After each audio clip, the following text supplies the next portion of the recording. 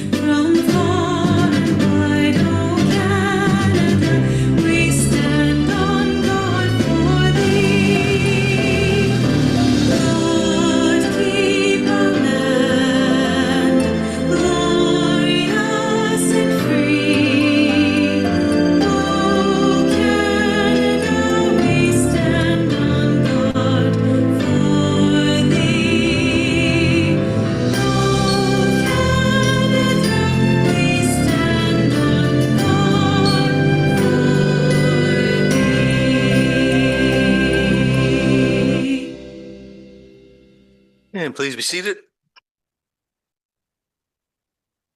We'll begin our meeting with our land acknowledgement.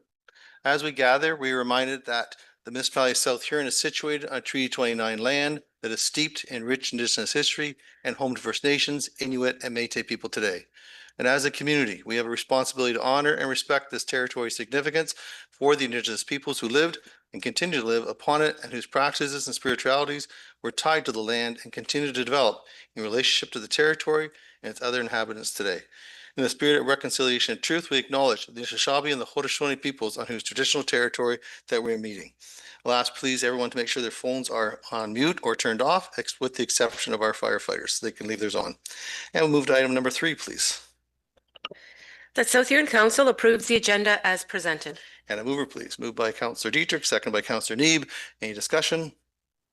Call the question. All in favor? Carries with 7. Thank you. Disclosure of pecuniary interest and the general nature thereof. Are there any disclosures at this time from members of council? Councillor Oak.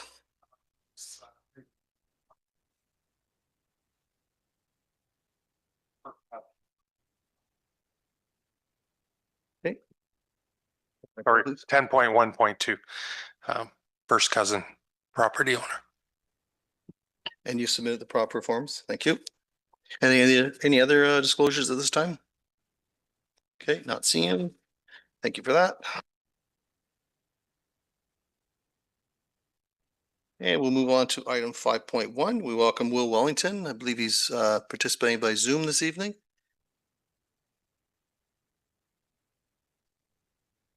Welcome, Will, whenever you're ready. Thank you. Thank you, Mayor Fitch. It's an honor to be here with you. So just in one moment here, I'll start my presentation.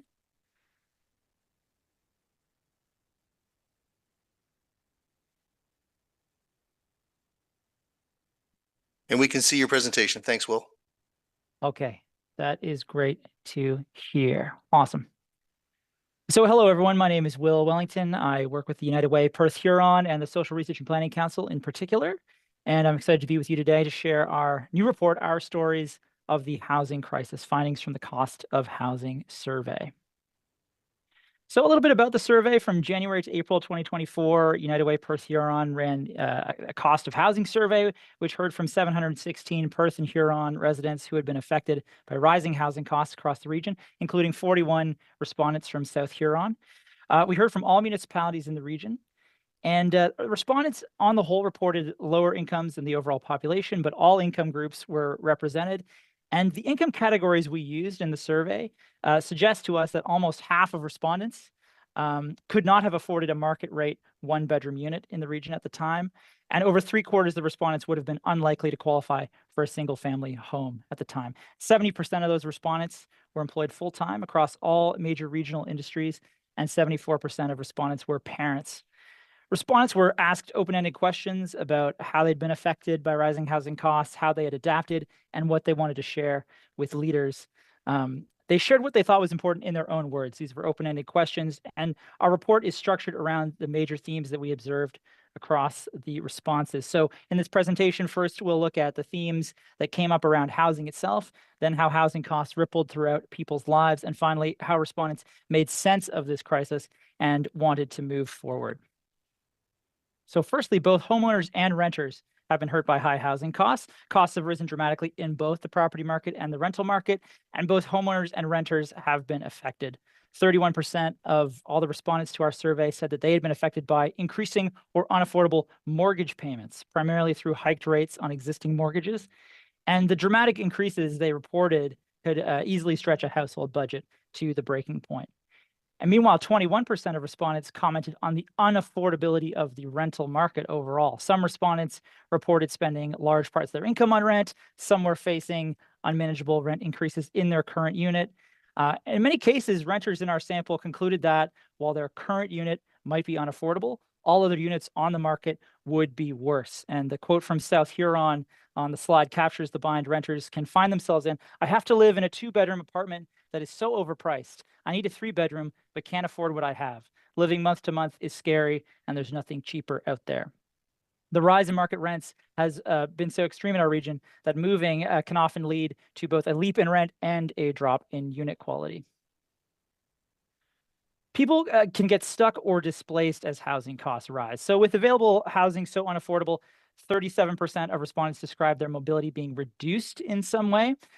Many were not only stuck, but stuck in housing that was inappropriate for them. So maybe too small, in poor condition, or even unsafe, as in this comment from South Huron. "I want to move out with my kids away from my abusive partner, but the housing costs and everything else is way too much to afford, so we just put up with it." On the other hand, 16% of respondents reported having to move when they didn't want to. 14% were sharing housing to save money, which often meant adult children living with parents. And, while some respondents expressed thankfulness for this option, cohabitation was generally described as a regrettable last resort and a sign of how bad things were. We heard that people cut both extras and essentials to afford housing. So the number one way respondents reported coping with increased housing costs was by spending less. And the vast majority of our sample reported that, spending less on something. 65% of respondents described cutting back on general spending, quote unquote, extras, and recreation. And these were often described as harsh and widespread cuts. And many respondents reported an almost total loss of social life. The loss of these seemingly inessential purchases was deeply felt, especially if this had been going on for a long period of time. As seen in this South Huron quote, "We have not been able to take a family trip for 4 years." These are significant sacrifices in themselves, but beyond that, 58% of respondents cut back on essential categories.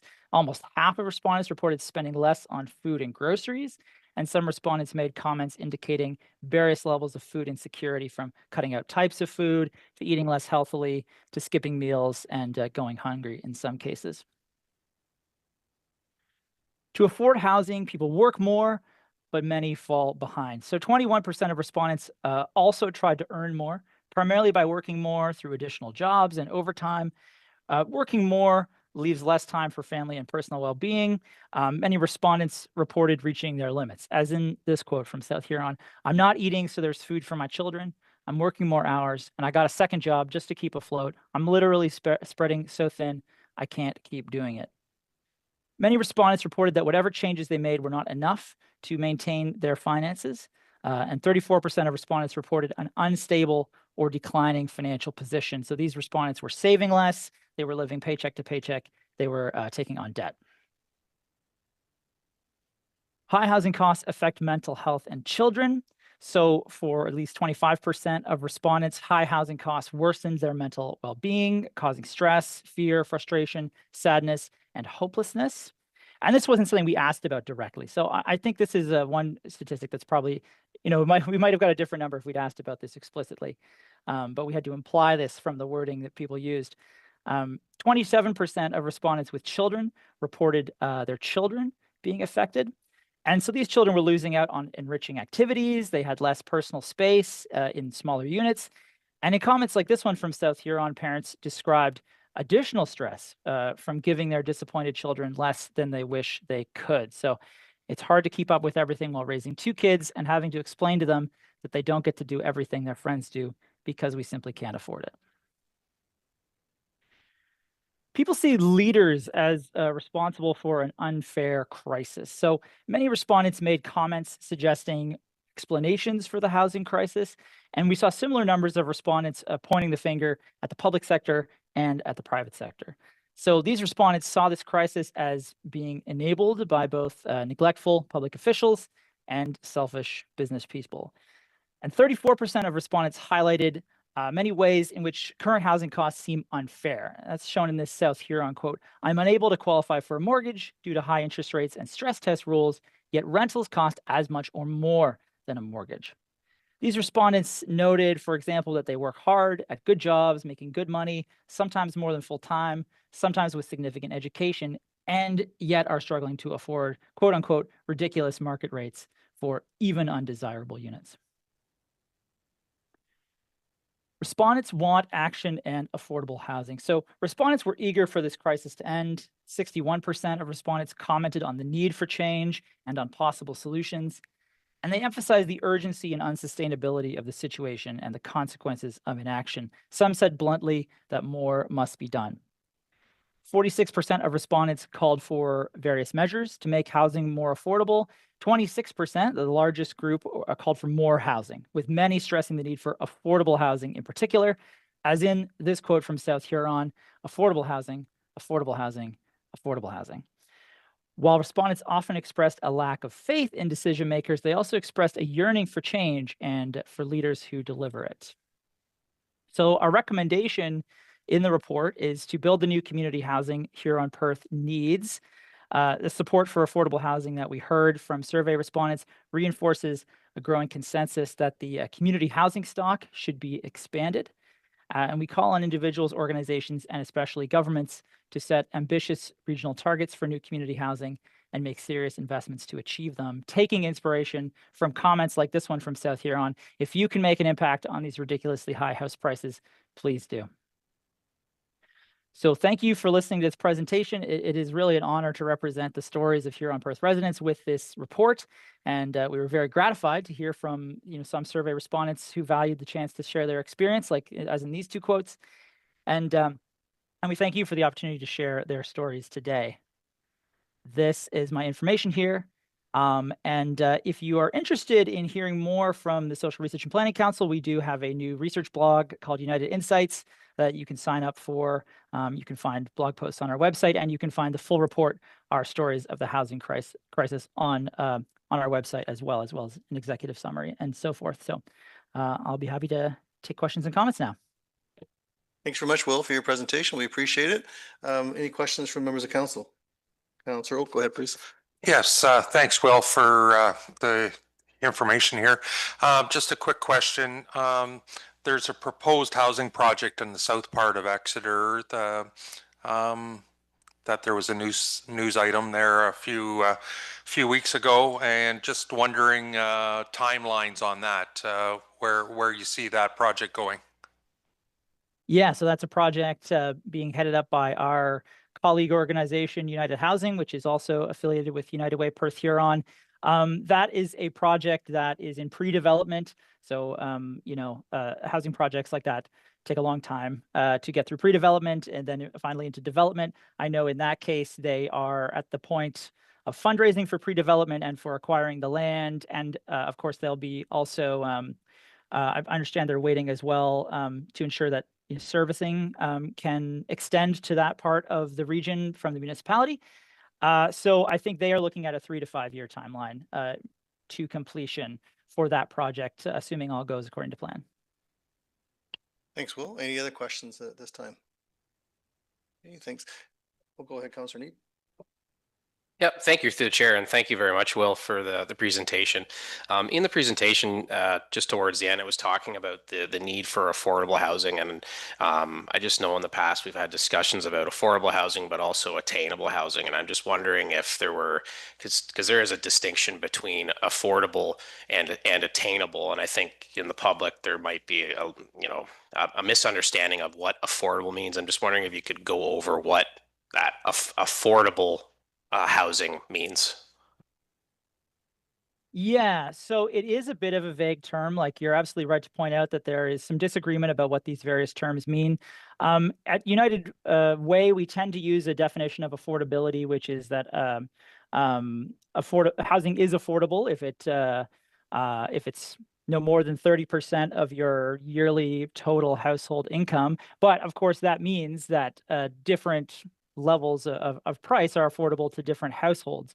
In particular, when we talk about community housing, what we're talking about is housing that is, built and operated by nonprofits and by potentially governments, local governments, or public organizations. And so that's housing where the price of the housing is not based on like what the highest price that you can get in the market. So that's one sort of version of affordable housing, is housing that where the price is set to be affordable for people. And that could be, very deeply affordable, like rent geared to income housing. It could also be slightly discounted off of the market rate. And that housing that's slightly discounted off of the market rate is probably closer to the attainable housing you're describing.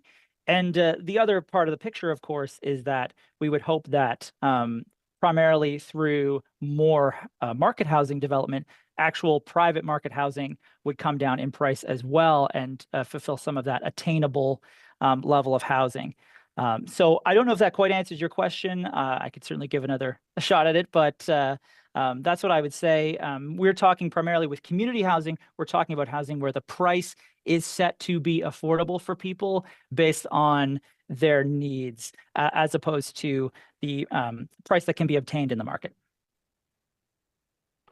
No, that answers my question, and thank you for that. I had one follow-up question, if that's okay. Also in the presentation, you're talking about setting ambitious regional targets, and I know for the municipality of South Huron, that's one thing we've grappled with when we go to take action on something, is understanding the capacity of our ratepayers, but also the capacity of our staff and all that to undertake projects. So when you're talking about a regional target, are you talking about here in Perth as a whole? Are you talking about Huron County? Are you talking about individual municipalities? Because I think that's one thing too. Looking at the state of the housing issue, a lot of people like to point at different levels of government to blame, but as the smallest and most local, we have impact, but we also don't have as much dollars as, say, the province or the federal government. So I'm just wondering what an ambitious regional target would be. Yeah, it's a great question. I think that's something that we are sort of starting to think about. We're in the sort of first steps of conceptualizing that. I think we would probably be looking at some sort of regional, as in Huron and Perth County, maybe each county separately target. And we could go ahead and break that down to lower tier municipalities, but I think there would probably have to be some flexibility in terms of it's about like where can the projects come together? I think the local organizations and the local municipalities, do have funding limitations, of course. But they can be kind of the local champions finding the opportunities that are then going to be things for higher orders of government to invest in. So yeah, our targets are probably going to be at the higher level. And then in terms of how that breaks down at a municipal level, I think a lot of it will come down to what are the opportunities that local governments and nonprofits like United Housing can find along the way that will work. Great. Thanks very much, Will. Any other questions from members of council? Cannot see any. Thanks again, Will. Great job. We all know supply and demand plays a big pivotal role on housing, of course. And you have more supply than you need, the demand goes down. So it's always good to get as much supply out there as possible. Thanks again. Thank you. Ms. Masuha-Coulson. That South Huron Council received the delegation from the United Way, Perth Huron, regarding our stories of the housing crisis as presented by Will Wellington. And a mover, please. Moved by Councillor McLeod-Haggett, seconded by Councillor Oak. Any discussion? Call the question, all in favor? That carries with 7. Thank you. And we go to our delegations and we welcome our friend Caroline Hill. Come in whenever you're ready there. Good to see you.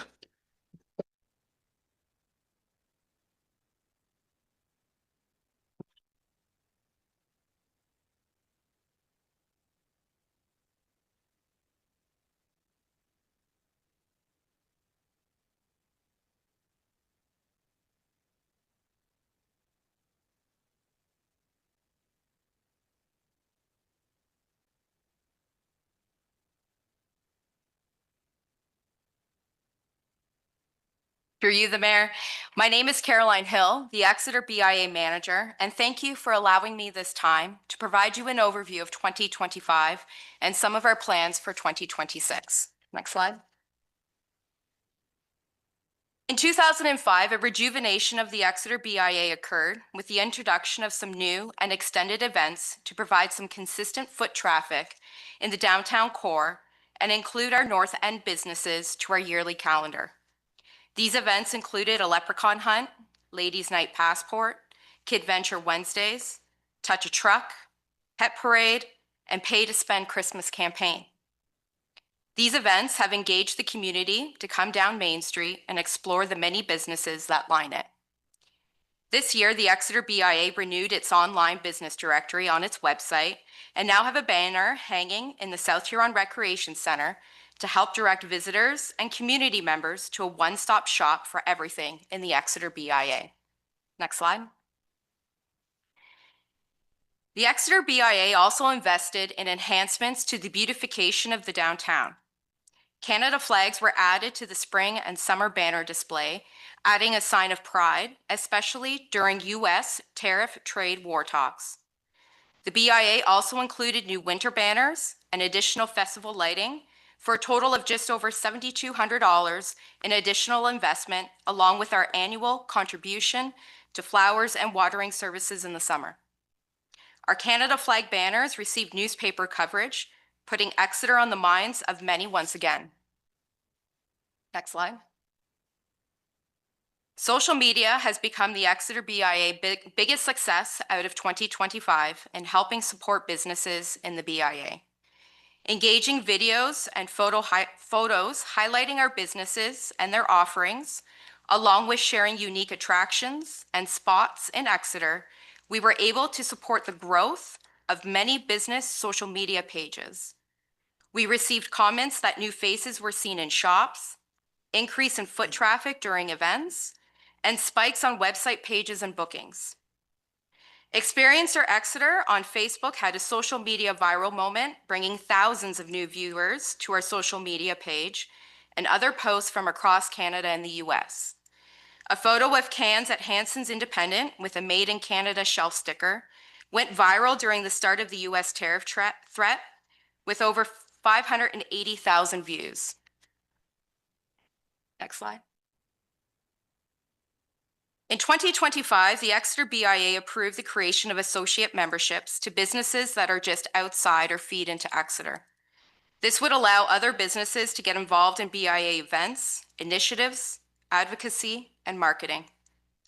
These members are not able to vote, but can become members of committees to help expand more involvement and new ideas among local business owners.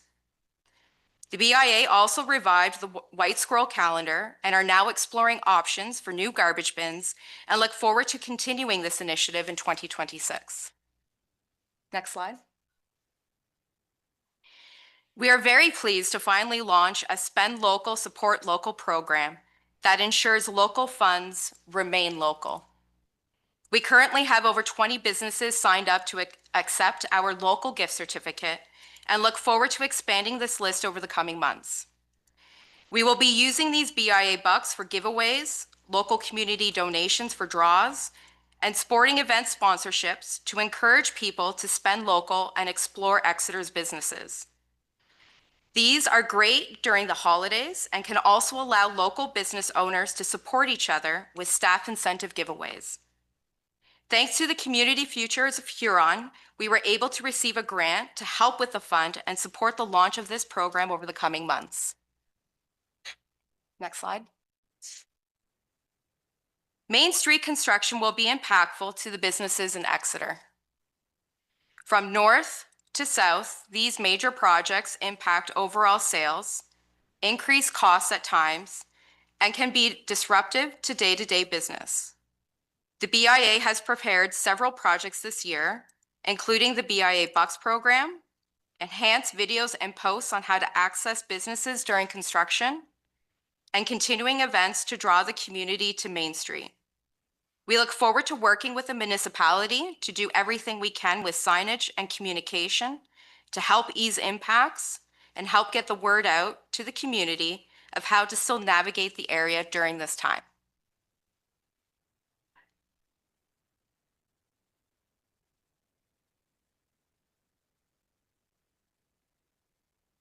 As of April 1st, 2026, the Exeter BIA does not have a Main Street office and has shifted to a remote work at this time. Commercial rent has increased significantly in Exeter, and with subletters no longer existent, the BIA has not been able to solidify a new physical office space at this time. We will still be looking for a financially sustainable and brand value and mission compatible space when the opportunity arises. The BIA only received 18 visitors over a 6-month period of time, with 10 asking for Yellow Pages phone book, 5 for a physical roadmap of Exeter, and 3 for directions to a few locations. A value-added office space is difficult to find, but we are still looking as potential opportunities arise. Construction this year, as well as next year, will have an impact on our businesses, and the Exeter BIA will continue to seek out ways to help support and minimize these impacts to ensure that our businesses are still thriving and get to enjoy the final outcome of these major projects. Thank you for your time, and I am open to any questions, comments, or concerns. Thank you. Thanks, Caroline. You are a force to be reckoned with, I can tell you that. Anytime I met you on different projects, you're the one taking charge, your passion is palpable. Your enthusiasm feeds on to everyone else, so really appreciate all the work you've done. Thank you. You've done a great job. Any questions for Caroline at all? Councillor Vaughn, go ahead. Hi, Caroline. Hello. Thanks for the report. Appreciate that. I just wanted to ask a question about the associate memberships, because I know the chamber is now the Huron chamber as opposed to the South Huron chamber. And there's an opportunity for businesses outside of really the Exeter BIA kind of landscape to become involved in some way for a membership fee of $250. And you mentioned that this associate membership was created to support businesses with marketing and events and some opportunity for community. But I'm just trying to understand what is the value that they get, because even when we're talking about events here, we're talking about mainly Exeter, and I'm thinking more about possible associate memberships outside of the Exeter environment. So many of the businesses that were a part of the South Huron Chamber did just fall just outside of our area. So that would include Huron Tractor, Jolt Fitness, the Exeter Legion, as well as some other community groups that are interested in being involved within the BIA. When the BIA hosts an event, we try to stick with our memberships before opening it up to any type of public sponsorship, such as the Touch a Truck event or some of our local events in the Parquet, as our BIA members do pay into a levy to support those events.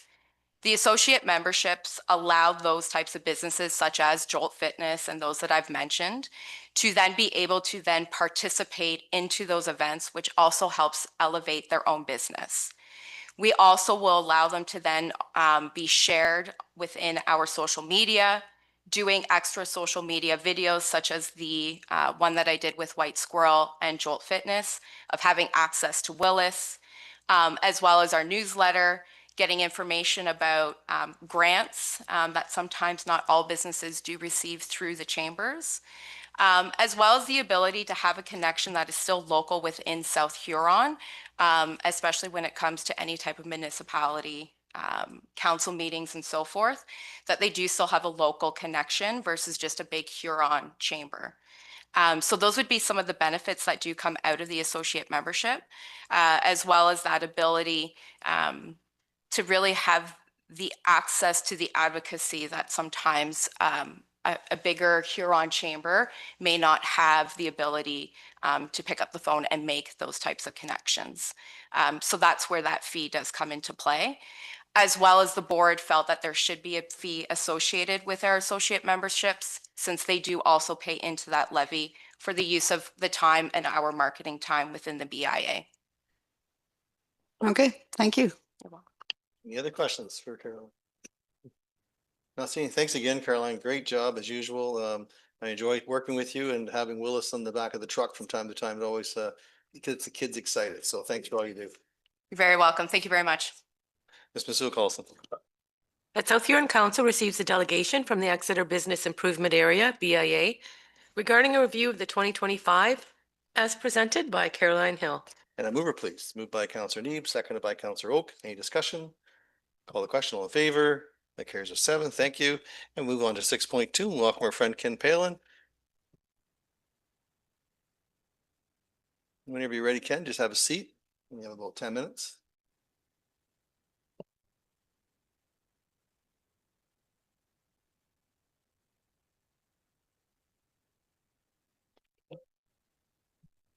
Thank you, Mr. Mayor, Council. Thanks for giving me opportunity to talk about our potential severance and the surplus severance program that's available in Huron County. So I just want to go to the next slide right off the bat and show you the property.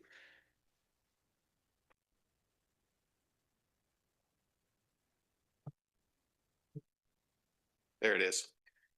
Okay, so if we take a look at the property we're talking about, it's a 70-acre piece of ground, and the severance that we're describing is coming in where the trees are down the laneway, and then the buildings at the back end there. You can see around the fences. So that's the area that we're talking about severing. Next slide.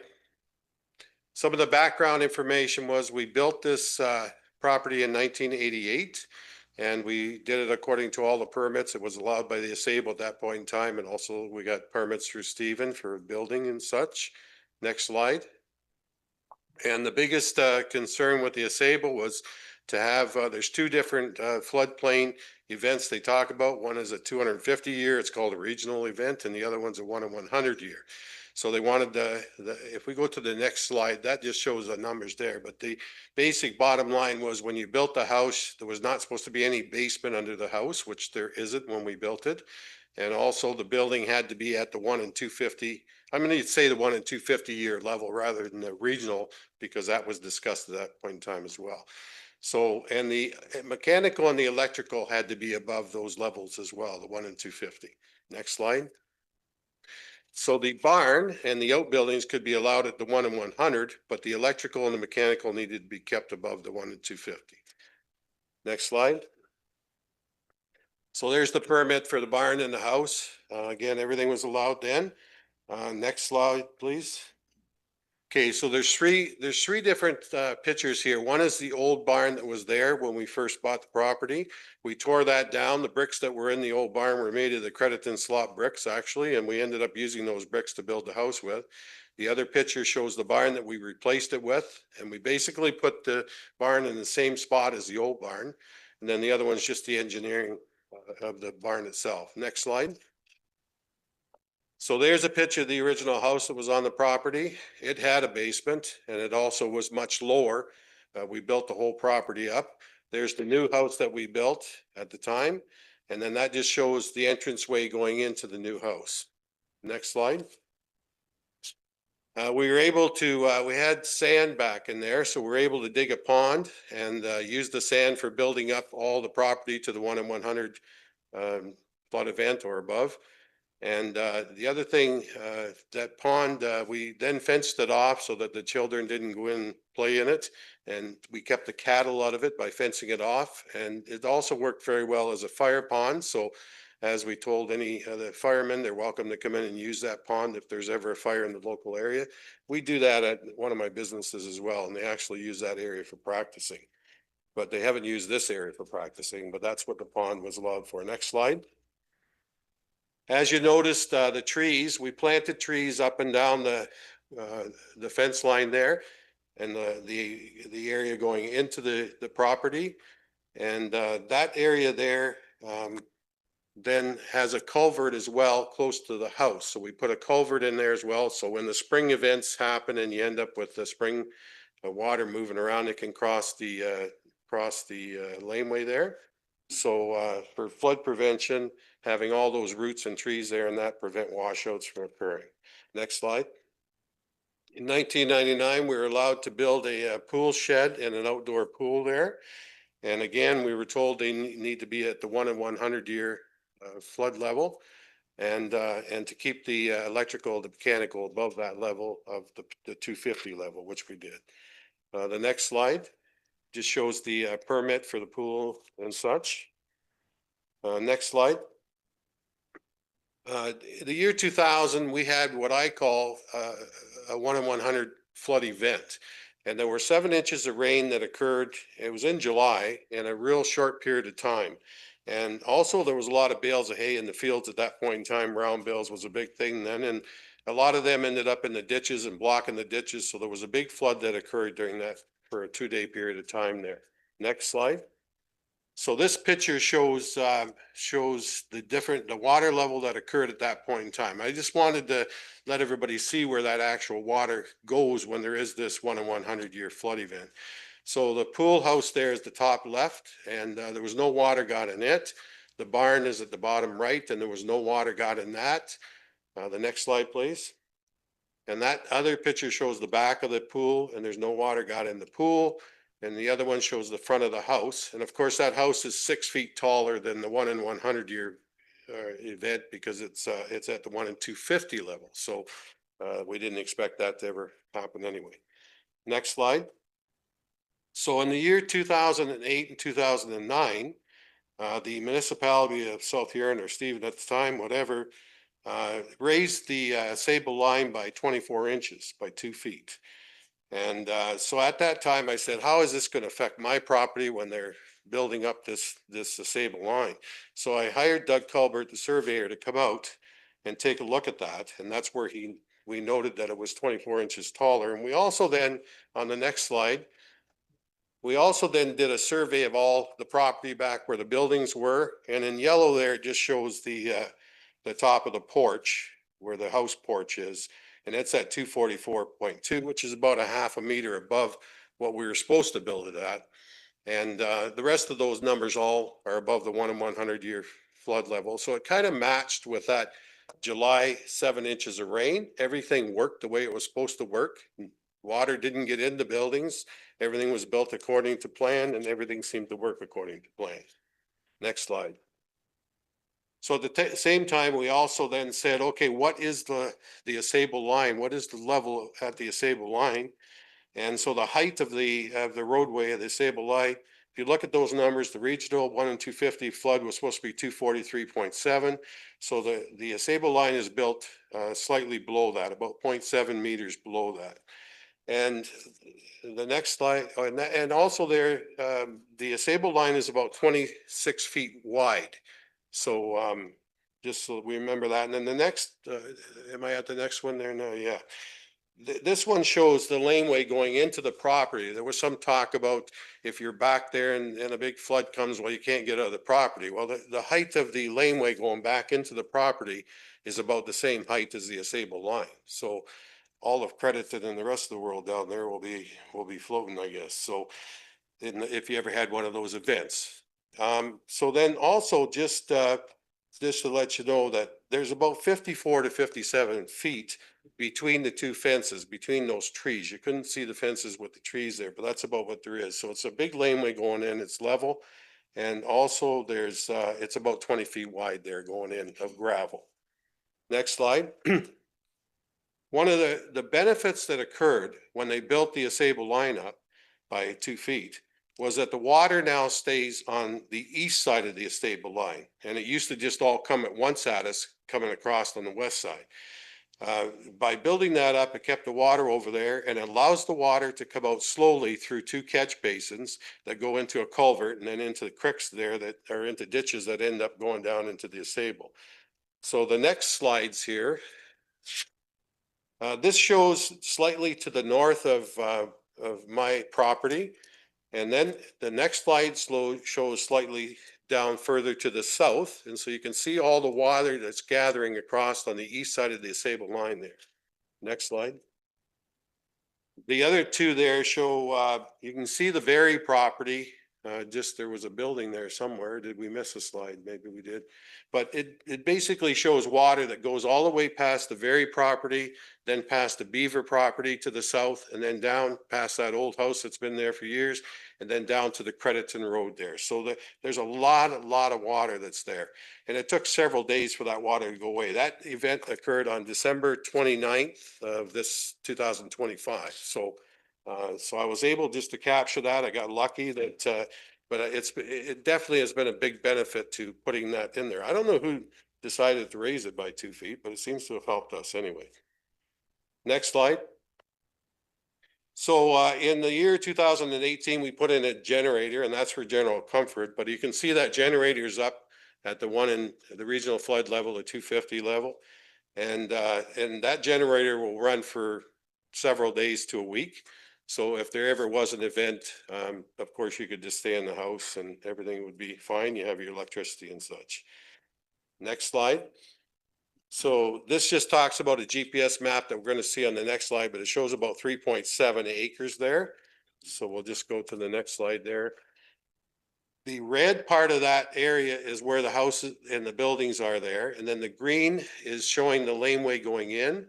And that's where the potential severance, proposed severance is expected. Next slide actually shows it much better. There's the red lines going in. So that's the laneway and that's the buildings that we're talking about the severance being on. And then if you look at the top left corner, that's where the new entrance would be into the retained lands. So there's a nice spot for it up there. Next slide. So now we're back to the original picture that we seen at the very beginning, which shows, just bringing this back into focus, that shows the area that we're talking about.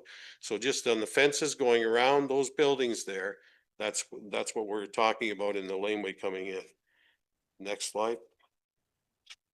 And then that shows the pond at the back. So there's nice access to the pond. And that's what we dug, and that sand all got moved up there to build up that property. And then you can see it's fenced off there, and that kept the cattle out, kept the kids out, and let the fire trucks in. Next slide. So in summary, after living on the River Flats for 38 years, we've seen the original flood planning measures work great. The Asable and Bayfield Conservation Authority calculations that we implemented seem to have been effective. It's our opinion that we've done everything to the best of our ability to minimize the flood risks that the Asable had allowed and permitted over the years, and improved the site tremendously from what it was originally when we bought the property. Next slide. Whether the buildings are severed according to the surplus property severance rules or not, there will be no effect, in my opinion, on the flooding risks of the current buildings.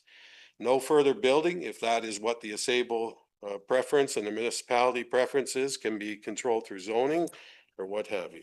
Next slide. This is a perfect example of the surplus lands being offered for sale to larger family farms in the area, similar to what was done with the Berry severance, which was part lot 13 concession 4, just down the road on the east side of the road, just south of where our property is. And that was done that was allowed in the year 2021. And that's on exactly the same floodplain that we exist on. And then the next slide.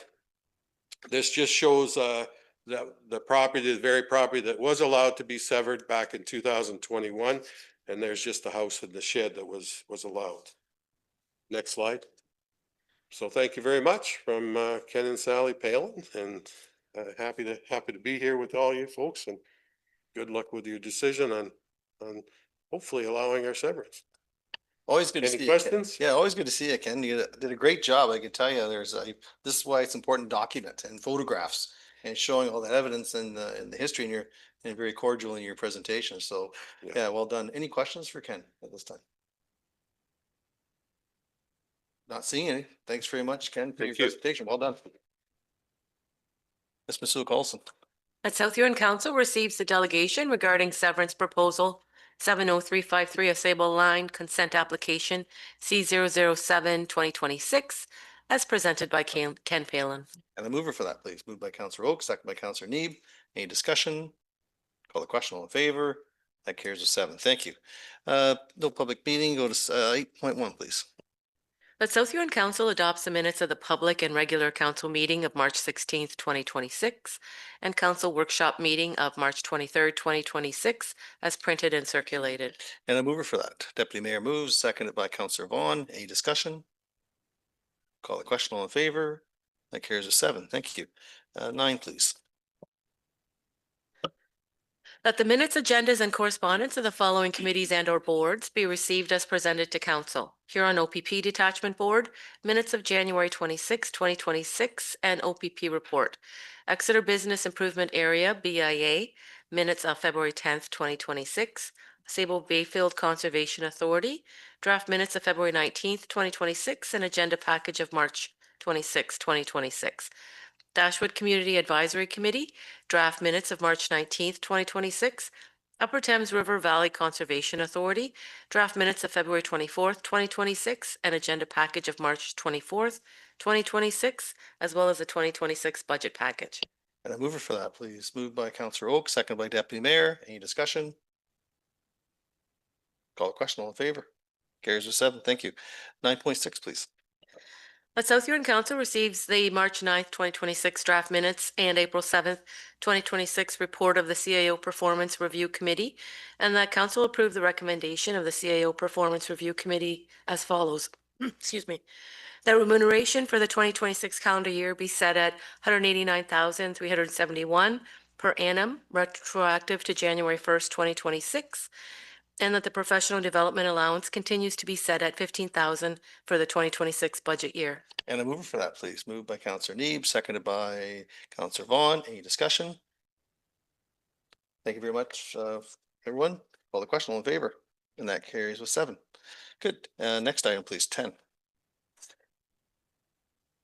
That South Huron Council receives planner report dated March 13th, 2026, consent application file C007-2026 Palin, and that South Huron Council recommend to the County of Huron that application C007-2026 be denied since it does not meet the criteria for severance as set out in the March 13th, 2026 planner's report. Maybe we could split that motion. Okay. If you want to read the first part there.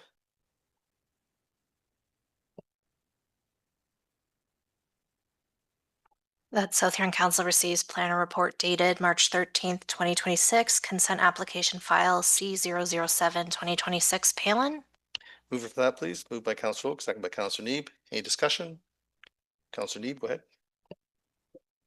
Thank you, through the mayor. I don't know who to ask this question to, but in the report, it was talking about the potential for the severance to aggravate any flooding issues, and it mentioned in the report about if there was a severance, the house would not be able to be moved further to the east. And I'm just wondering, because it seems based on the presentation that the whole property is a flood risk. So I'm just wondering like how it would mitigate any issue.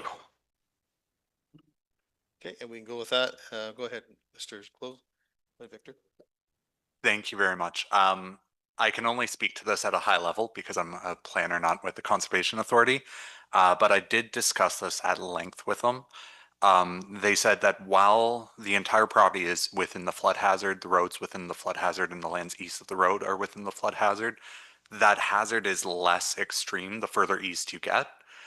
So in the case where that house was severely damaged or destroyed in a flood event, they would be like, if no severance happened and a flood happened tomorrow, they would be looking for that house to be rebuilt as far east as possible and as high as possible at the time that it's being rebuilt. Once it's severed, you've only got that lollipop shaped lot to work within. So you're really stuck with where that house is. Okay, thank you. Councillor Oak? Yeah, thank you, Mayor. Just, I guess, trying to get my head wrapped around what has changed since they had approval in 1988 to build the house and the barn to today. What rules have changed as far as, the 1 in 100 or 1 in 250 year? What has changed? Yes. Through you, frankly, I asked the same question. I wasn't able to get, a comprehensive list of this is exactly what changed in the modeling or in the mapping. It could be that the interpretation has changed over the years. But I don't know exactly what has changed over the years. Okay, Deputy, go ahead, please. Thank you. I guess when Mr. Palin went through the all his paperwork and photos, and I keep looking at it and thinking, how has this changed over the years? He's got all his permits. The permits were done according to what was asked. There's a house there. To me, that house doesn't matter whether it's on a farm or whether it's severed separately. So I have a real issue with not letting this go through. Thank you. So right now, the motion is to receive the planning report. So then we can go to the second motion right afterwards. Thank you for your comment. So is there any further questions on receiving the report at this time? If not, we can ask for that question to be called, and then we can move on to the next part of it. So if there's no further questions on that, we have mover and seconder. I'll call the question. All in favor? And that carries with 7. Mrs. Will Carlson, if you could read, or Madam Clerk, whoever could read the second part, please.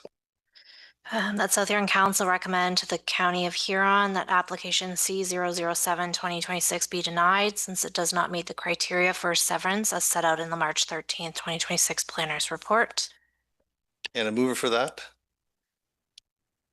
Councillor Vaughn moves. Is there a seconder? Councillor McLeod Haggett seconds. Is there any discussion? Okay. So, Councillor Deputy, go ahead, please. The same comment as before. I just I have a problem with not passing this through, and so I'm definitely going to be voting against this motion. Thank you. Thank you. Any other comments at this time? Not seeing any. So we have a mover and a seconder. If there's no further discussion, I call the question. All in favor to deny? Opposed? And that carries with 7 to oppose. Is there another motion you'd like to bring forward, Deputy? Yes, I would make the motion that we approve the application. Okay, is there a second for that? Councillor Oak seconds. Any further discussion on that? Okay. Not seeing it, call the question. All in favor to approve? Thank you. That carries with 7. Okay. Victor, go ahead, please. Sorry, just on a technicality, would council want the recommended conditions to be from the planning report to be included with that recommendation to approve? Yes. Yes, perfect. Just wanted to be sure. Yeah, thank you. Any other comments at this time moving forward? Okay, not seeing any. Ms. Masood Carlson. That South Huron Council received staff report BPS 07-2026 regarding a request for variance from the sign bylaw for a sign located at 261 Thames Road West in Exeter, and that council approved the variance request for a billboard sign located at 261 Thames Road West in Exeter. And a mover, please. Councillor Need moves. Is there a seconder? Seconded by Councillor McLeod Haggett. Any discussion? Call the question. All in favor? And that carries with 6. Thank you. And Councillor Oak, you can come back, please. I'm not sure if they can hear me. Can you go get him, Councillor Need? Okay.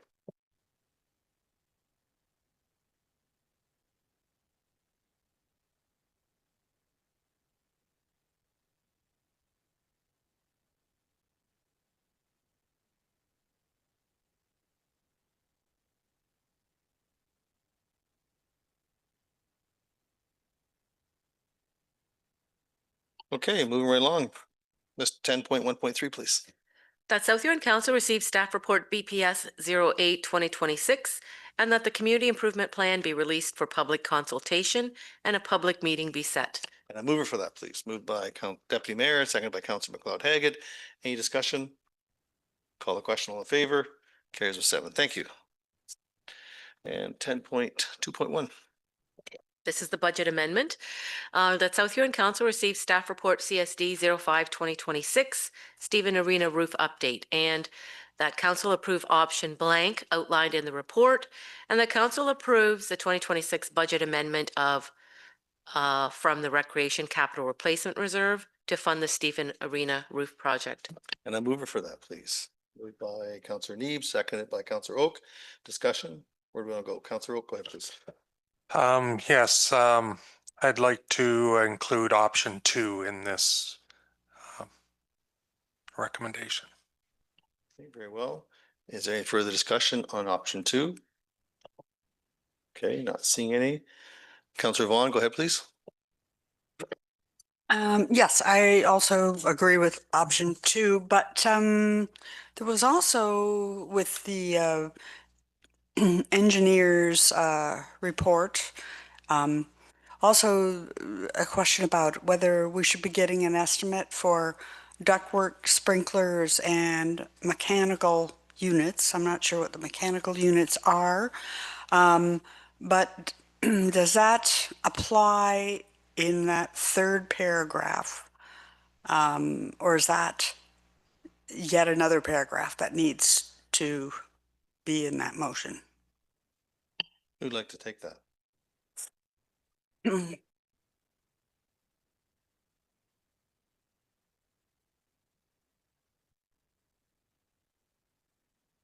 Through the mayor, if I can start.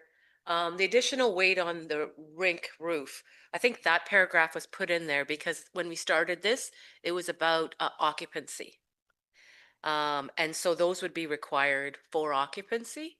But then once the engineer did some digging into it, they decided that the trusses need reinforcement regardless of whether the occupancy is done. Does that kind of answer your question, or is that? Closer. I guess I'm really trying to get at when we go to the engineer for, say, the $22,000, are we looking to make sure that the engineer is taking into account if we want to put in a sprinkler system? Is the engineering to be able to accommodate that? That is correct. Thank you. Okay, very well. Any other questions at this time? Councilor McLeod Haggard. Through you, Mayor Finch, just one question. With respect to the snow accumulation on the roof this past winter, did it ever exceed what was outlined? Through the mayor. So no, it did not. We were not required to remove the snow this past season based on those measuring sticks. Okay, thank you. Any other comments, Councilor Oak? Thank you, Mayor. Just wondering, should we put the dollar amount in here to the 22,000 in this resolution as well? That's in the report. Yeah, that'll be part of the, when it gets read here again. Are there any other questions at this time? Okay, not seeing. Maybe we'll have that motion read again then and recommendation when you're ready.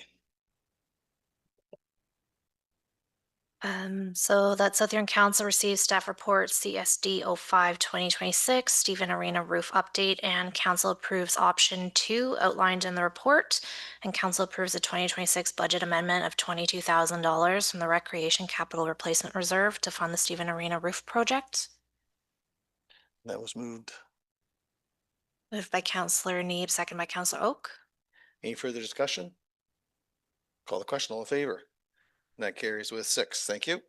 Next item, 10.2.2. That South Huron Council received staff report CSD 06-2026 Access Control Project Procurement Authorization, and that South Huron Council approved the single source procurement method with Canadian Security Concepts for the Access Control Project at Town Hall, South Huron Recreation Centre, and future community services facilities access control projects. And a mover for that, please. Deputy Mayor moves. Is there a seconder? Councilor Neeb seconds. Any discussion? Call the question, all in favor? And that carries with 7. Thank you. 10.2.3. That South Huron Council received staff report CSD 07-2026, Stephen Arena Floor Replacement Project Tender Award, and that South Huron Council accepts the tender received from the lowest compliant bidder, 9241329 Canada Inc., in the amount of $100,344, including HST. And a mover for that, please. Councillor McLeod Haggett moves. Is there a seconder? Councillor Vaughn seconds. Any discussion? Call the question. All in favor? And that carries with 7. Thank you. Next item, please. The South Huron Council received staff report Fire 01-2026 New Mini Rescue Squad Truck Tender Award, and that South Huron Council accepts the tender received from Metal Fab Limited of Centreville, New Brunswick, in the amount of $323,519, including HST. And a mover for that, please. Councillor Oak moves. Is there a seconder? Councillor Vaughn seconds. Any discussion? Call the question. All in favor? And that carries with 7. Thank you. Next item, please. The South Huron Council received staff report Fire 02-2026 Breathing Air Compressor and Filling Station Tender Award, and the South Huron Council accepts the tender received from AJ Stone Company Limited in the amount of $78,801.68, including HST. And a mover, please. Moved by Councillor Oak, seconded by Deputy Mayor. Any discussion? Call the question. All in favor? That carries with 7. Thank you. Next item. The South Huron Council received staff report Fire 03-2026 Decontamination Washer Tender Award, and the South Huron Council accepts the tender received from Canadian Safety Equipment Limited in the amount of $55,370, including HST.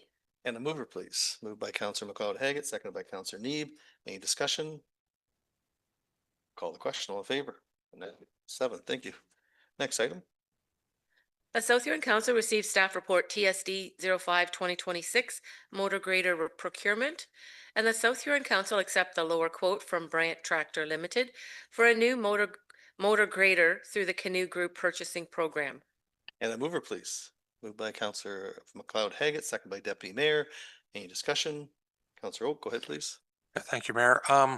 If this motion is approved, can we then find out what the price was? Just so we have an idea what the grader costs? I believe that if we do, then yes, we can provide that. Any other questions? Okay, we have a mover and a seconder. If there's no further discussion, call the question. All in favor?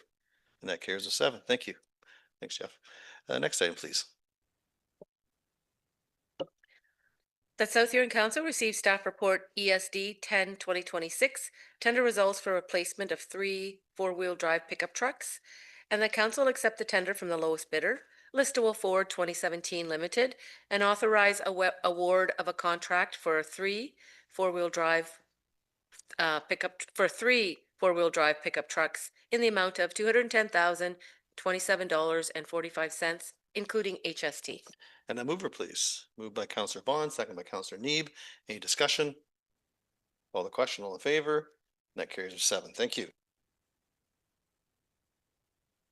The South Huron Council received staff report ID 06-2026 for temporary closure of Elliott Park in Exeter, and the South Huron Council approves the temporary closure of Elliott Park in 2026 until the completion of the Main Street South reconstruction project. And a mover, please. Moved by Deputy Mayor, seconded by Councillor McLeod Haggett. Any discussion? Councillor Oak, go ahead, please. Yes, thank you, Mayor. And yes, it's going to be a big disruption in that area for sure for the next little while. One question I have is there's a number of people that use the dumping station that's outside the park on William Street, and wondering if that can stay open while this is going on. Who'd like to take that? Mr. Giberson himself. How are you? Welcome, sir. Can you take that question from Mr. Oak? Yes, good evening. Through you, Mayor Finch. The current plan is to close William Street at Church so that the RV dumping station and water refilling station would remain closed for the season. The challenge for us, it's a major safety concern that large or vehicles cannot access that location and safely turn around and come back out William Street. So the current plan is to also close that section of William Street. Mr. Giverson, is there not a dumping station, are you aware of, in Clinton? For the people, if you're aware of that at all? Through you, Mayor Finch, that is correct. There is a publicly owned RV dumping station at that location.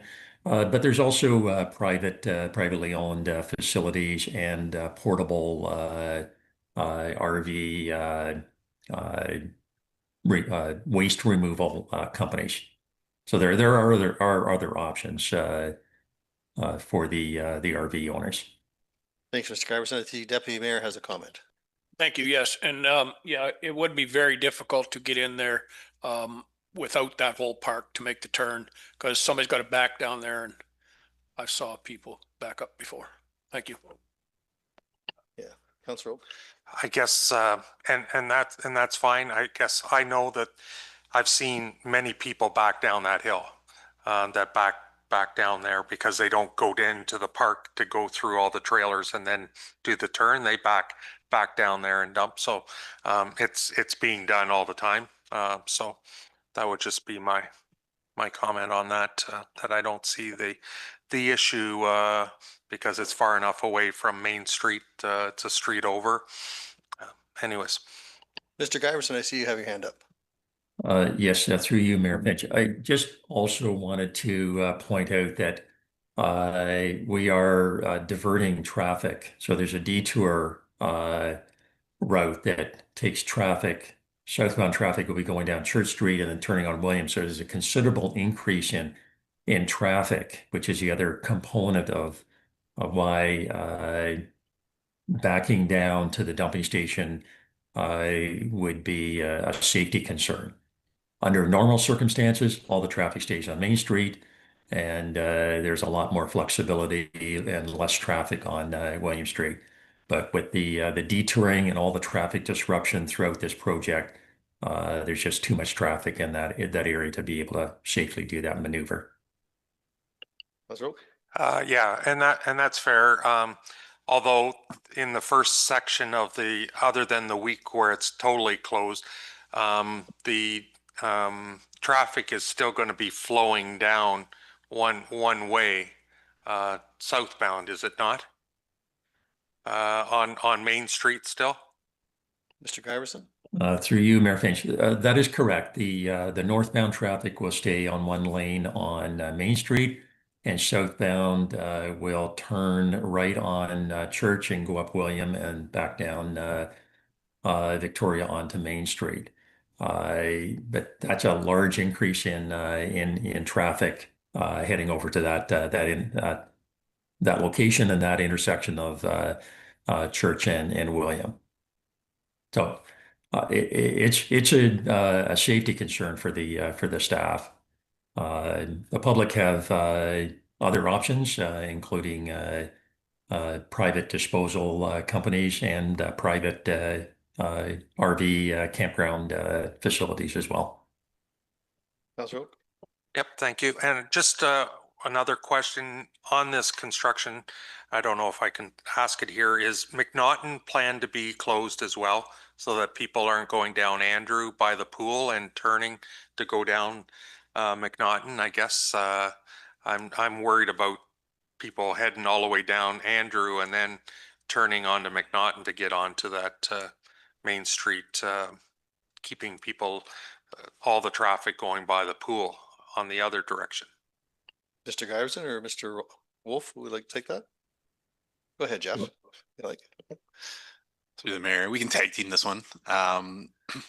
McNaughton is going to be avoided for any sort of detour while the pool season is open.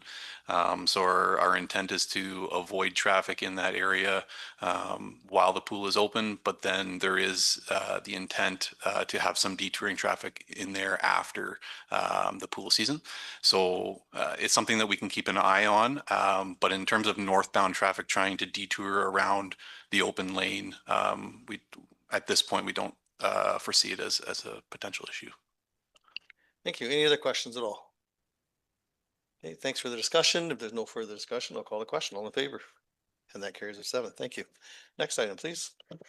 That South Huron Council receive staff report CL 05-2026, Coates Municipal Drain 2025 tender results, and that South Huron Council award the tender for construction and improvement of the Coates Municipal Drain 2025 to Ron H. Williams Drainage, Inc.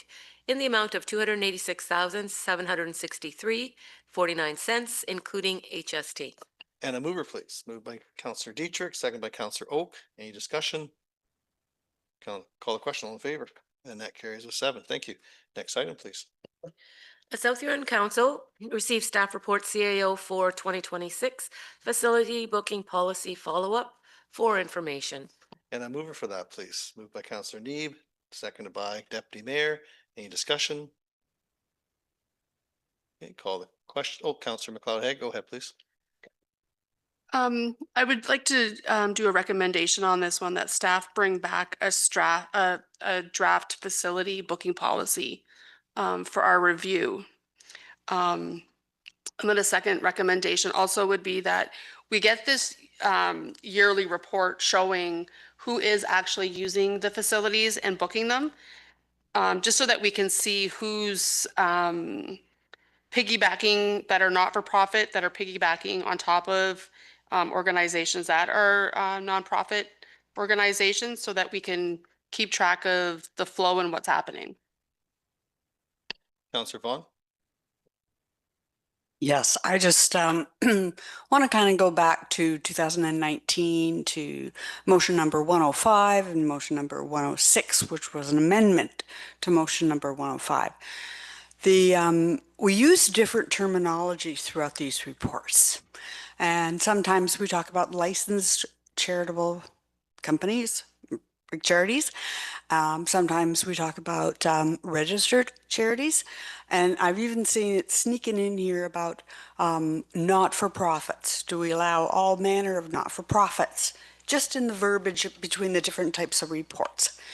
So when we look back at the motions passed in 2019, we specifically, with the amendment, took away the verbiage of not-for-profit. And all of the intent around that time was just for registered charities. So I'd just like to say, can we, if we're going to go forward with a facility policy, can we look at it in terms of registered charities and not reintroduce not-for-profit, unless there's a valid reason to do that? Because I know we were looking for what was the intent. Well, one of the intents was not to have it just be not-for-profit. The other comment that I will make is one of the other pieces we were trying from an intent perspective was to get away from lots of grants. We went through a whole process to try to move our grants out to the new, like Sunset Community Foundation, and not have it happening in the municipality. So I'd hate to see us introduce, again, not-for-profit verbiage and then have a new floodgate come open in terms of what's not-for-profit, what does that actually mean, what's a community group. Registered charities are all registered with CRA. They have a definition. The federal government made sure there was a definition. So I think that might help in some of the clarity. Okay, thank you. Right now, we've got this motion on the table right now, but Ms. Basula-Carlson, please. If should Councillor McLeod-Haggett's amendment take place, the policy, the draft that we'll bring back will clarify registered charities as part of the definition, and as well have a reporting part in it. So I don't know that we need more for that, other than if you decide that you want to draft policy back. So we have a motion on the table at this point. Go ahead, Madam Clerk. Sorry, through the chair. So at this time, the motion on the table is to receive the follow-up report for information.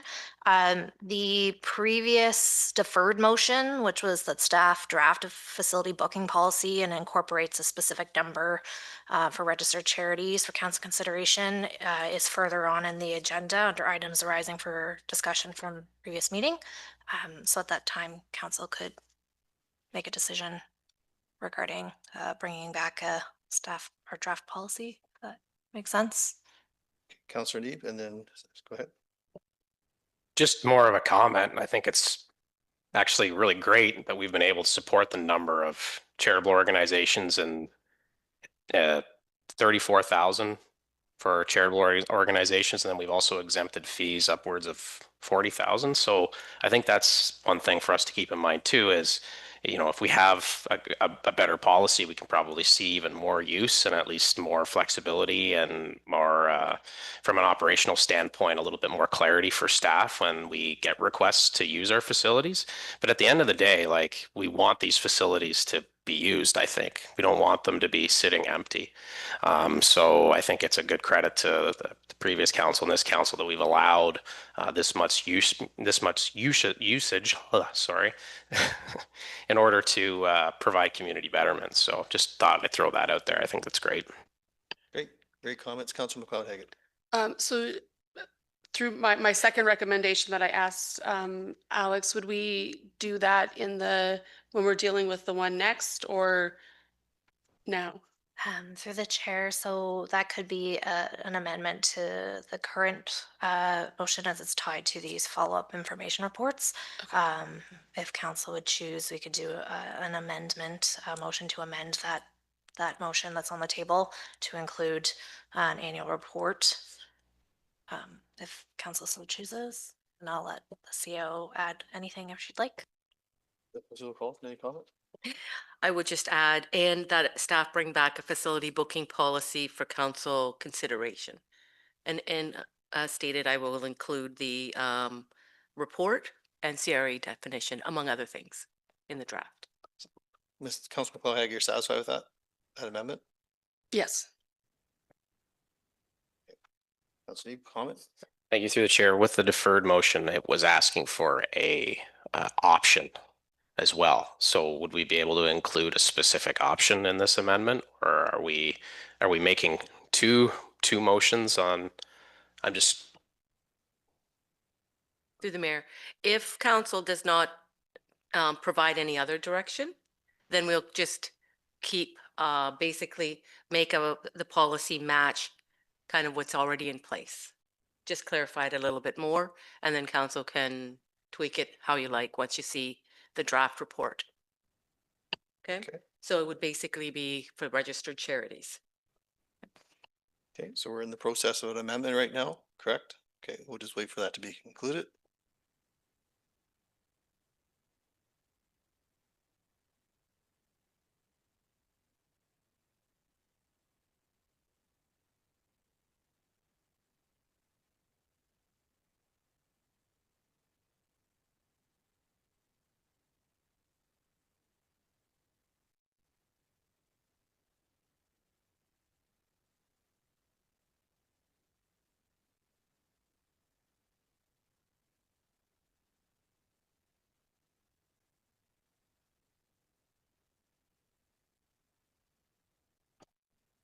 So that the motion be amended to include that staff bring back a facility booking policy for council consideration, and that an annual report regarding facility bookings be provided to council. And that amendment's moved by Councillor McLeod-Haggett, correct?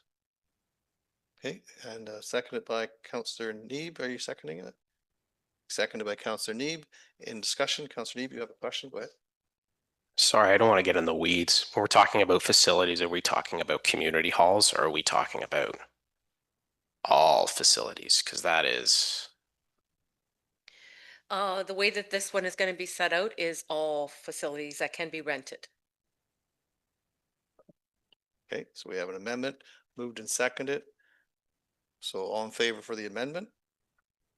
Okay, that carries a 7. And then Madam Clerk, when you're ready.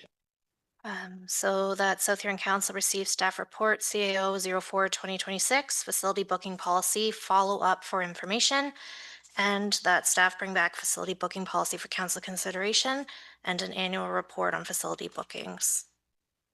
Okay, and that's moved and seconded, correct? Madam Clerk? So the original motion was moved by Councillor Neeb and seconded by Deputy Mayor Dietrich. Okay, is there any further discussion at this time? Not seeing it, call the question, all in favor, and that carries with 7. Thank you. Very well. Okay, next, is there any notice of motion that we're aware of? There are none. Thank you. 12.1, any comments from 12.1, please? Okay, not seeing any. Go to 12.2. Mr. Sulakoff, go ahead. The council received staff memo CL Memo 1 2026, and the South Huron Council sponsors municipal volunteers, council committee members and firefighters. Attendance at the volunteer recognition event on April 22nd, 2026, hosted by West Coast Active Living at $10 per volunteer attendee, up to a maximum of total attendee sponsorship of $150. And a mover for that, please. Moved by Councillor Neeb, second by Councillor McLeod Haggett. In discussion, Councillor Oak, go ahead. Yes, I guess I'm not sure who we give our interest to as council members if we're interested in attending. Through the mayor, you can give us to staff. You can let me know, and just let us know. I would consider attending, please. And I'll also be attending, and I direct the pay my own way, however that's done. Any other, Councillor Vaughn, go ahead, please. Yeah, I thought I already said I was going to attend as a part of a committee, but just in case that wasn't clear, I am attending. Okay, any other persons? Councillor McLeod Haggett and Deputy Mayor, are you attending? Did I see your hand go up? Yes, I sent mine in. Okay. Very well. Thanks. Yeah. Okay, any other comments? Okay, so we have it moved and seconded. Call the question, all in favor? And that carries a 7. Thank you. 12.3.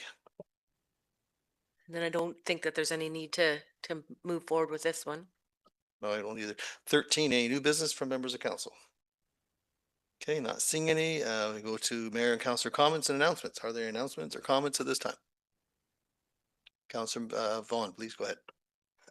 Yeah, I think quite a few people from council attended the new playground in Dashwood, the grand opening. The mayor cut a ribbon with a huge scissors with all the kids accompanying him in that ceremony. It was a good showing. Lots of kids, parents, lots of smiles, laughter. So I want to thank the staff for putting that on. I think that was great. And yeah, it was a lot to actually try to administer as they came back with their different colored eggs. So thank you for that. Yeah, I certainly echo that. There's a real sign of what community is all about. Everybody coming together, the young and the old and the young at heart. So it was really good to see a lot of fellowship and community building there for sure. So thanks staff again for all the work they put into it. Are there any other comments at all? Okay, let's see. Councillor Neeb, go ahead, please. I also had an opportunity to go to the grand opening. It was really nice, and thanks to staff for putting on the Easter egg hunt. And it's great to see throughout the municipality and even in town here too, the number of events that are being hosted by the municipality and our new coordinator. So that's fantastic to see.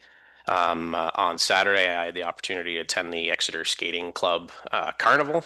Henry was skating in it, so we did can skate this year. So it was awesome to see the stands full, the whole arena full, and again, thanks to staff for helping host that and the Exeter Skating Club as well. I also wanted to update council on the barn preservation event that we were looking at hosting on April 20th. Fortunately, we're going to be postponing it. We're going to be pushing it back just in order to get the word out and make sure that any Century Farm owners receive an invitation in a timely manner. So at this point, we're looking late May, early June. We're trying to avoid planting season. And if we can get a good number of our SVPs, then we will be moving forward. And if not, we might push to later in the fall. It just we want to make sure it's a good event. We have a member of the Ontario Barn Preservation Society and the junior farmers attending. So again, we want to make sure it's got a good showing. So I'll update staff and council once we get more details solidified, but just wanted to make sure I pass that on. Great, thanks for the information. Any other comments at this time? Okay, not seeing any. Very well, we'll move on to 15 for our communications. Ms. Sue Carlson. 15.1, Pull that one. 15.2, 15.3, Pull that one. 15.4, 15.5, 15.6, 15.7, Pull. 15.8, Pull that. 15.9, 15.10, 15.11, Pull. 15.12, 15.13, 15.14, 15.15, Pull that. 15.16, and 15.17. Council 15.1, please. Yeah, just wondering what staff's opinion is of this and how it affects South Huron. Through the mayor, I would need to get back to you on that. I know that we had recently have done our agreement. I believe it was a 10-year, at least a 10-year agreement. So I'd have to kind of look into that a little bit more. Thank you. Okay, thank you. Next item 15.3, Councillor Oak. Yeah, I guess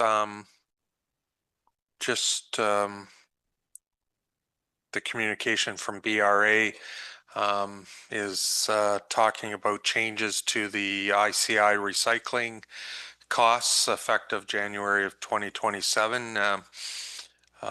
They're finding out what it's really costing them to collect the that recycling to $160 per bin per year, and they're wanting some sort of an idea by the end of June. I guess I'm just wondering what staff is thinking on this. Who'd like to take that? Mr. Giverson on line still? Let's see, Ms. Sue Carlson. Through the mayor, I'm not sure if Mr. Giverson's still on, he might jump in. As far as I know, staff recommendation was to continue to collect. As far as the cost and what council will charge, that is part of the tipping fee and the land tipping fee review and the landfill review that is happening. As far as the cost, but in every recommendation that has been brought forward from a staff perspective, it is to continue to collect. Yeah, and the reason I was just wondering is whether we're going to have that review on the tipping fees and stuff before this June 30th sort of date to see if that could be discussed as part of the overall strategy. What I can tell you is that he is engaged in it right now. I believe he had mentioned it was 4 to 5 weeks. However, we'll do our best, but I can't say for sure. Okay, thank you. Councillor Vaughn. Yes, just as I was reading that communication from the BRA, the one thing that came to mind is sort of a let's suppose we continue to collect for the industrial commercial, and let's suppose that we charge them our cost, which next year is going to be $160. So if as our industrial and commercial customers find out what that new rate is per bin, per annum. If they decide they don't want to continue to do with BRA and the municipality, is BRA going to be coming yet again back to us with a new cost as customers dwindle?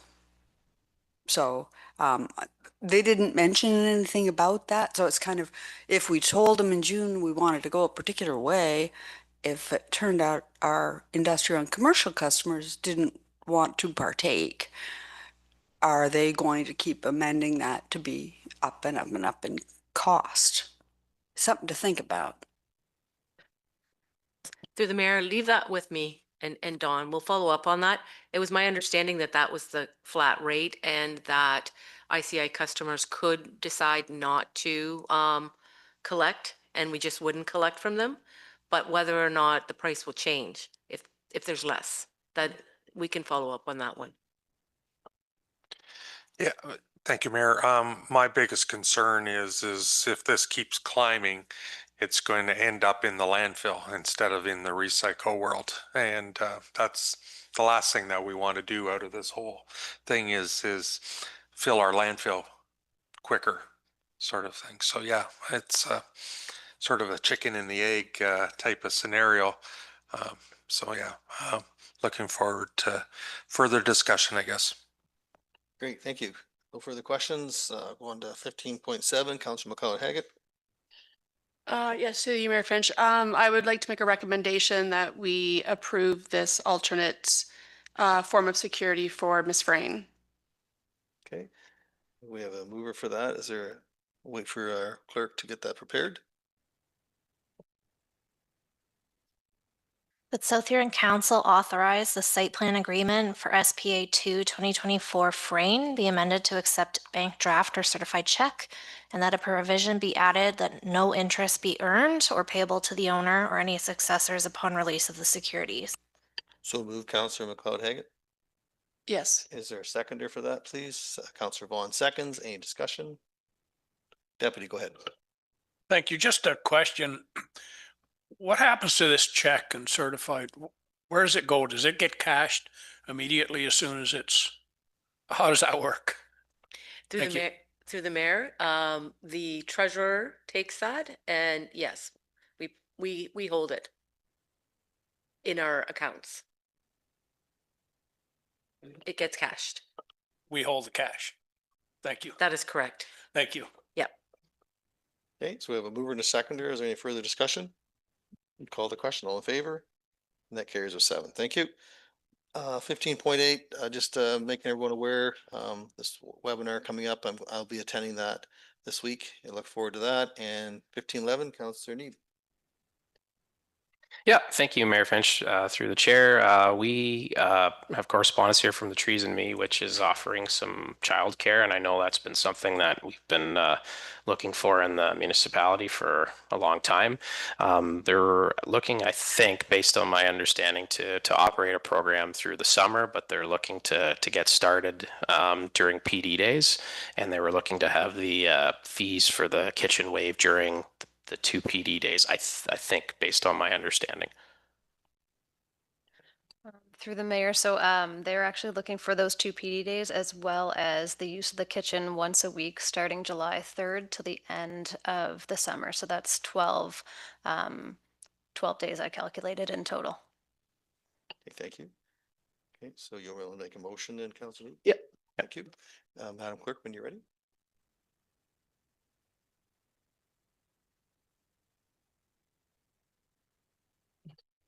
That South Huron Council waive the kitchen rental fee for Trees and Me Forest School 2026 programming for April 24th, June 5th, as well as once a week in the summer months beginning July 3rd to end of summer. So it'd be 12 programs total.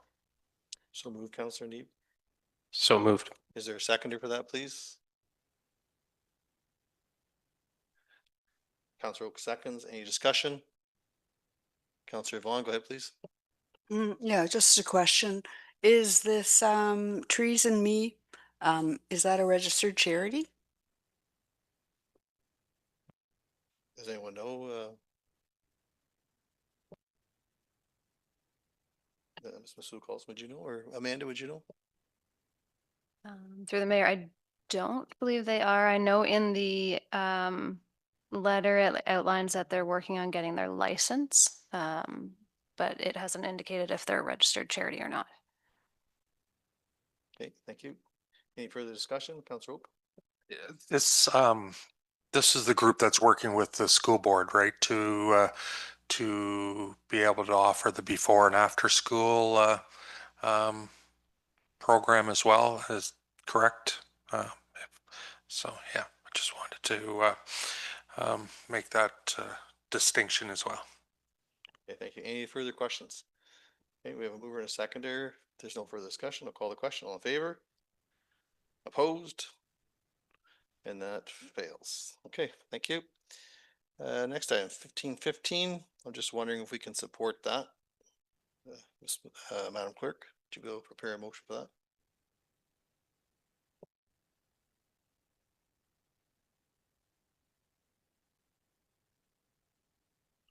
That South Huron Council supports the request for provincial legislation amendments, health and safety concerns, resolution of March 11th, 2026 for the Township of Oro-Mondonte in regards to Association of Ontario Road Supervisors resolution, and that the supporting documentation be circulated to the Solicitor General, Premier Doug Ford, Minister of Emergency Preparedness and Response, Minister of Municipal Affairs and Housing, Minister of Transportation, Acting Minister of Infrastructure, as well as AMO, AORS, and all municipalities. Okay, is there someone who would like to move that? Councillor Oak moves. Is there a seconder for that? Deputy Mayor seconds, in discussion. Ms. Masood Coulson, would you have any comment on this at all? No, from a staff perspective, we're very hopeful that council could support that one. Okay, thank you. If there's no further discussion, I'll call the question. All in favor? And that carries with 7. Thank you. Ms. Masood Coulson, recommendation, please. That South Huron Council receive communication items not otherwise dealt with. And a mover, please. Our Deputy Mayor moves, seconded by Councillor Dietrich. Any discussion? Call the question. All in favor? That carries with 7. Thank you. No closed session, no report from closed session. Bylaws, please. That South Huron Council gives first, second, third, and final reading to bylaw 23, 2026, being a bylaw to repeal bylaw 32, 2005, being a bylaw to license, regulate, and govern taxi cab drivers, brokers, and owners operating in the corporation of the municipality of South Huron. And a mover for that, please. Moved by Councillor Neeb, second by Councillor Dietrich. Any discussion? Call the question. All in favor? And that carries with 7. 18.2, please. The South Huron Council gives first, second, third, and final reading to bylaw 24, 2026, being a bylaw to amend Schedule C and D to bylaw 77, 2025, being a bylaw to establish, ratify, and impose fees and charges for goods and services provided by the municipality of South Huron. And a mover, please. Moved by Councillor Neeb, seconded by Councillor Vaughn. Any discussion? Call the question. All in favor? That carries with 7. Thank you. 19. The South Huron Council gives first, second, third, and final reading to bylaw 25, 2026, being a bylaw to confirm matters addressed at the April 7th council meeting.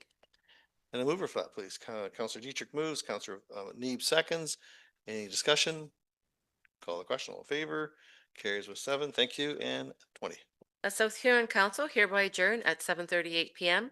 to meet again on April 20th, 2026 at 6 p.m. or at the call of the chair. Moved by Deputy Mayor, second by Councillor Neeb. No discussion. Call the question. All in favor? That